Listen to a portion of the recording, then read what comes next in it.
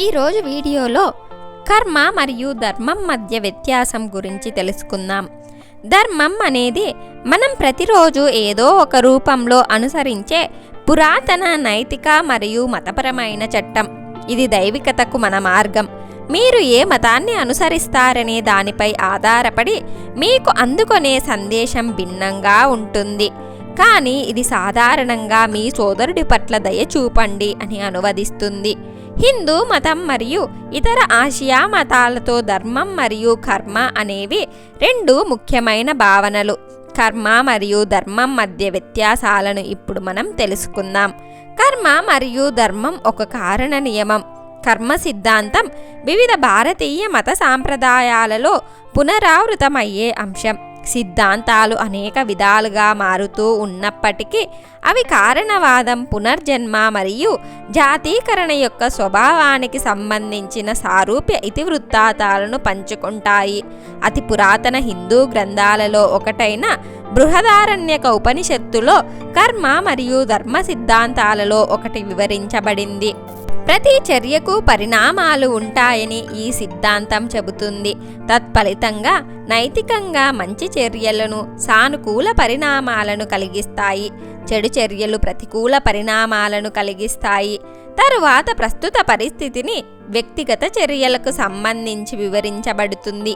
ఈ విధంగా కర్మ అనేది శిక్ష లేదా బహుమతి కాని పరిణామాలను సూచిస్తుంది.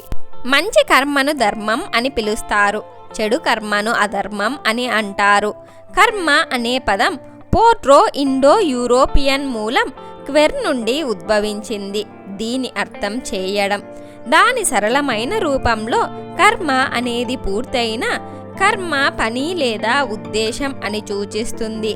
మరో మాటలో చెప్పాలంటే ఇది ఒక చర్య యొక్క ఫలితం మరియు ఎవరు తన చర్యల ప్రభావాల నుండి తప్పించుకోలేరు. కర్మ ఒక వ్యక్తిని అనేక విధాలుగా ప్రభావితం చేస్తుంది.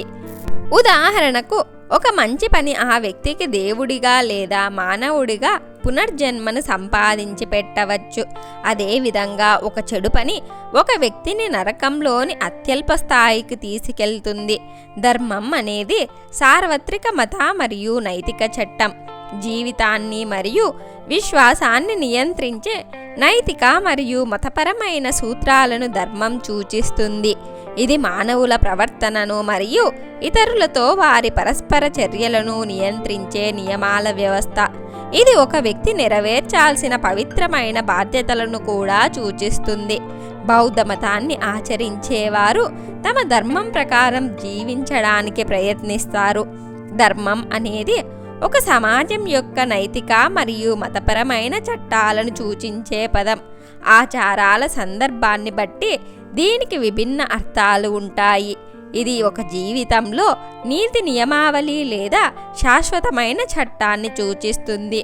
ఈ పదాన్ని హిందూ పర్యాయ పదంగా కూడా ఉపయోగిస్తారు.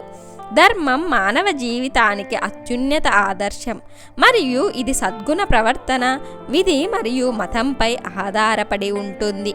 ఇది ప్రకృతి నియమానికి దగ్గరగా పరిగణించబడుతుంది మరియు సమాజ శ్రేయస్సు కోసం దాని అంతిమ లక్ష్యాన్ని కలిగి ఉంది.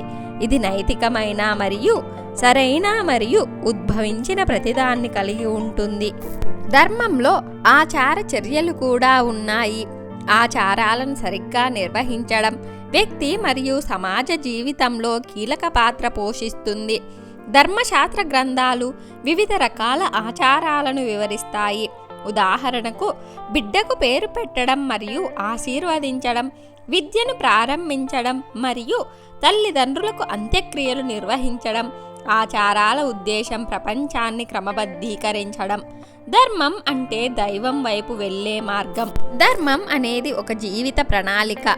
ఇది మనం గొప్ప లక్ష్యాలతో కూడిన జీవితాన్ని గడపడానికి సహాయపడుతుంది. ఇది వ్యక్తిగత మరియు సామాజిక శ్రేయస్సును కూడా ప్రోత్సహిస్తుంది. ఇది ఆధ్యాత్మిక పరిపక్వతను సాధించడంలో మరియు మనలోని దైవత్వాన్ని గ్రహించడంలో సహాయపడుతుంది. ఇది వేరే గ్రంథాలలో నిర్దేశించబడిన దైవికత వైపు ఒక మార్గం. ధర్మం అనేది హిందూ మతం మరియు వేద విశ్వశాస్త్రంలో కనిపించే ఒక భావన. ఇది ధ్రువ్ అనే పదం నుండి ఉద్భవించింది. దీని అర్థం ఆధారం, పట్టుకోండి లేదా క్రమం. దేవతల విశ్వాసాన్ని సృష్టించి దానిని ఇతర ప్రపంచాల నుండి వేరు చేశారు. తద్వారా ప్రతిదీ సమతుల్యంగా ఉంటుంది. వారు క్రమాన్ని మరియు అస్తవ్యస్తతను కూడా వేరుగా ఉంచుతారు. బుద్ధుని బోధనల వివిధ రకాల ప్రజలకు ఇవ్వబడ్డాయి.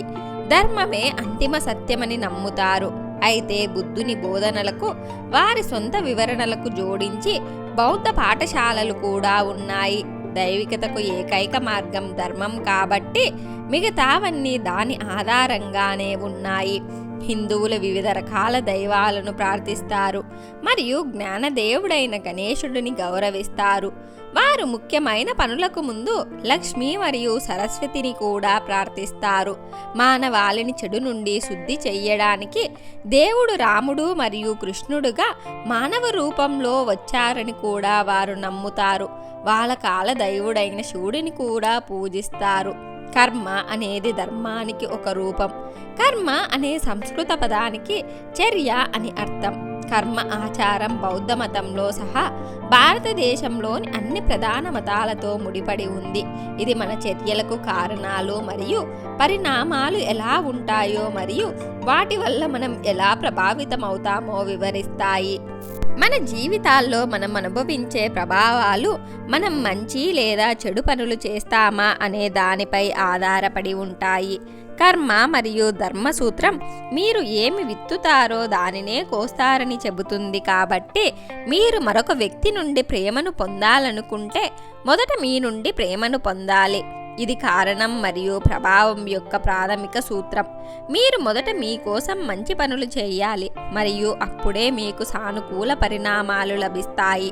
బౌద్ధ మతం ప్రకారం కర్మ మరియు ధర్మం మన జీవితాలను నియంత్రించే నైతిక నియమావళికి సంబంధించినవి. అనేక రకాల ధర్మాలు ఉన్నాయి. కొన్ని ఒక వ్యక్తి తరగతికి ప్రత్యేకమైనవి, మరికొన్ని సాధారణమైనవి. అయితే అతి ముఖ్యమైనవి ధర్మం, ఆధ్యాత్మికం. కర్మ అనేది కర్మ మరియు ధర్మం యొక్క 5 ఆకృతులలో ఒకటి. ఇది మత విశ్వాసం యొక్క మొదటి దశ మరియు ప్రక్రియ యొక్క ప్రారంభాన్ని సూచిస్తుంది. ఈ ఆధ్యాత్మిక బోధనల అంతిమ లక్ష్యం జ్ఞానోదయం ద్వారా ఈ ప్రక్రియను ముగించడం. అయితే కర్మ సాధన మీ జీవిత సమస్యలకు సమాధానం కాదని గమనించడం చాలా ముఖ్యం. ఏ రకమైన కర్మ సృష్టించబడుతుందో ఆ వ్యక్తి యొక్క కర్మ మరియు ధర్మం ద్వారా నియంత్రించబడుతుంది. ఉదాహరణకు యుద్ధానికి వెళ్ళడం వల్ల ఒక వ్యక్తి ధర్మం నెరవేర్చవచ్చు, కానీ మరొక వ్యక్తి చెడు కర్మ కలుగుతుంది. ధర్మం అనేది కర్మ యొక్క రూపం. బౌద్ధ కర్మ మరియు ధర్మ భావన మనం జీవించడానికి ఒక నైతిక నియమావళి కలిగి ఉందని సూచిస్తుంది. ఈ నైతిక నియమావళి ప్రకారం మనం అన్ని జీవులకు అదృష్టాన్ని తీసుకురావడానికి మరియు వాటిని హాని కలగకుండా ఉంచడానికి ప్రయత్నించాలి. ఈ ఆలోచన 4 గొప్ప సత్యాలలో పాతుకుపోతుంది. ఇది ప్రపంచంలో బాధలకు అజ్ఞానం ఎలా కారణమవుతుందో వివరిస్తుంది. అయినప్పటికీ ఈ బాధ తాత్కాలికమేనని మరియు శాశ్వతం కాదని మనం గుర్తించుకోవాలి. మన చర్యల ఫలితంగా మనం మన దగ్గర ఉన్న వస్తువులుగా మారుతాము.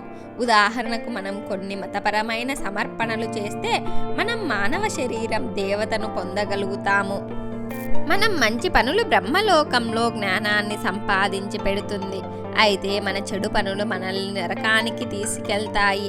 మన కర్మ మరియు ధర్మం మన పునర్జన్మ గమనాన్ని సూచిస్తాయి. బౌద్ధులకు ధర్మం అంటే సరైన మార్గం, నైతిక మెరుగుదల మరియు శుద్ధిపై దృష్టి సారించిన సిద్ధాంతం. మరికొందరు వాటిని దైవికతను చేరుకునే మార్గంగా సూచిస్తారు. హిందువులు, బౌద్ధులు, జైనులు మరియు సిక్కులు ధర్మాన్ని భిన్నంగా చూస్తారు.